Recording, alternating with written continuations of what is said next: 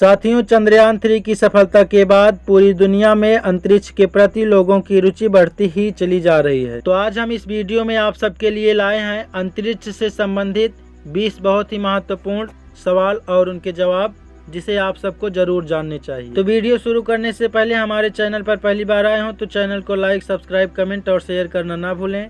तो चलिए video start करते हैं अपने पहले सवाल से। आपका पहला सवाल है, अंतरिक्ष में अंधेरा क्यों होता है?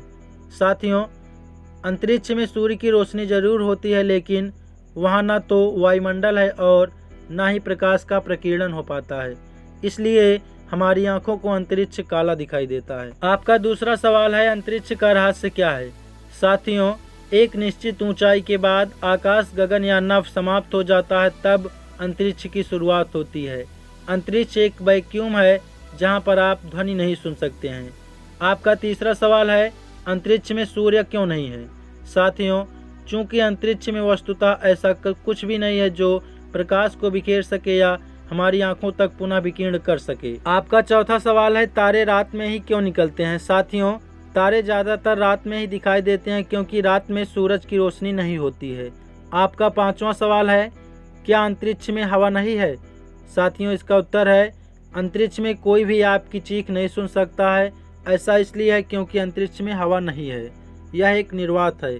ध्वनि तरंगे निर्वात से होकर नहीं गुजर सकती। बाह्य अंतरिक्ष पृथ्वी से लगभग 100 किलोमीटर ऊपर शुरू होता है, जहां हमारे ग्रह के चारों ओर हवा का आवरण गायब हो जाता है।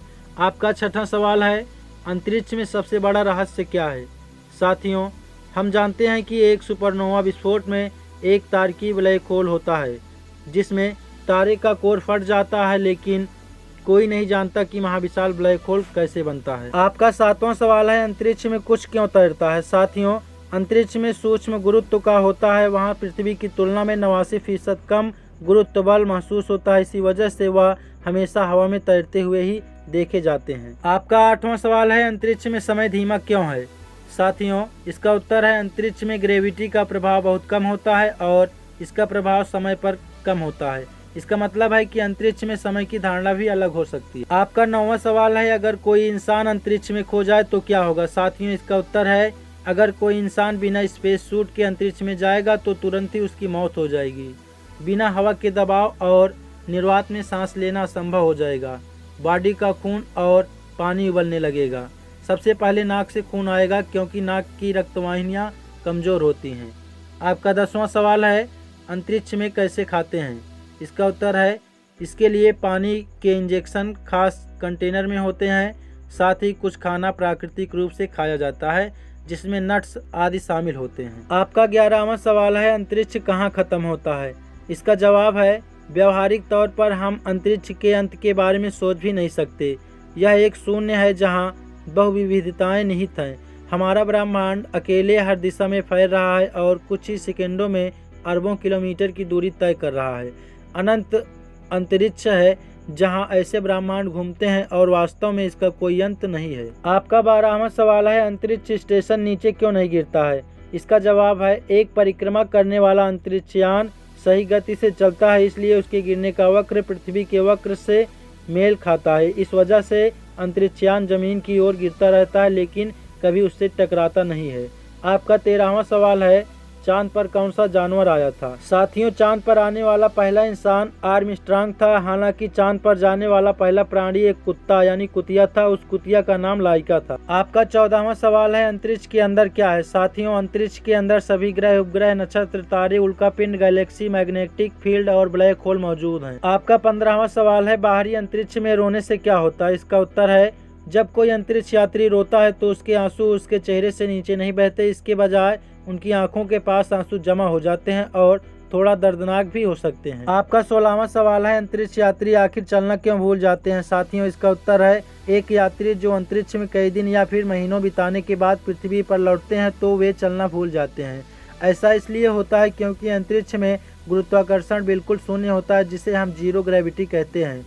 आपका 17वां सवाल है, कछुआ को चंद्रमा पर क्यों ले जाया गया था? साथियों, पेलोड जैविक पेलोड में 2 रूसी कछुए एग्रियोनेमिस हॉर्सफील्डी शामिल किए गए थे, जिनका वजन प्रत्येक उड़ान से पहले 0.34 से 0.4 किलोमीटर था।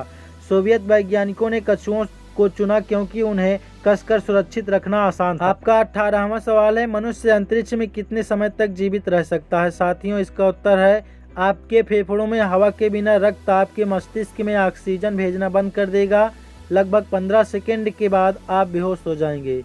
एक्सपोजर के 90 सेकंड बाद आप दम घुटने से मर जाएंगे। अंतरिक्ष में भी बहुत ठंड है। आपका 19वां सवाल है, अंतरिक्ष कितना बड़ा है। साथियों, इसका उत्तर है दिखने वाला ब्रह्मांड का आकार 28.5 गीगा पार्सेक्स है, यानी 93 बिलियन प्रकाश वर्ष।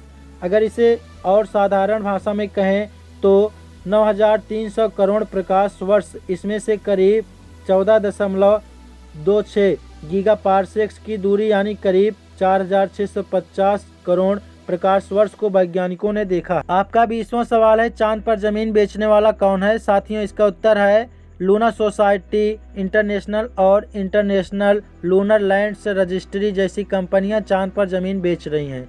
वो ये कहती हैं कि उन्हें इसके लिए उनके देश ने अधिकृत किया है, जबकि इस बयान के सपोर्ट में उनके पास कोई सबूत या प्रमाण नहीं है।